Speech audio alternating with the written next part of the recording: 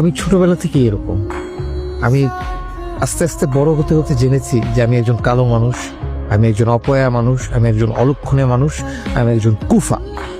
এটা এই দেশের প্রত্যেকটা মানুষই এভাবেই আমাকে মনে করে এবং আমিও সেটা রিগার্ড করি। আমি কাউকে কোনো দোষ দিতে চাই না। আমি আমার মতো একা আছি, ভালো আছি। আপনি তো নিজ থেকে মেশার চেষ্টা করেন না তাদের সাথে। শুনুন, আর 10টা স্বাভাবিক মানুষের মতো আমার জীবনটাও স্বাভাবিক ছিল। ছোটবেলা থেকে আমি হেসে খেলেই বড় হয়েছি, অন্যান্য মানুষদের সাথে মিলেমিশে। সবাই আমাকে ভালোবাসতো। কিন্তু আস্তে আস্তে যখন বড় হলাম, একটা সময় টের পেলাম আমি এই সমাজে বিলং করি না। কেউ আমাকে ভালোবাসবে না, কেউ আমার সাথে মিশবে না।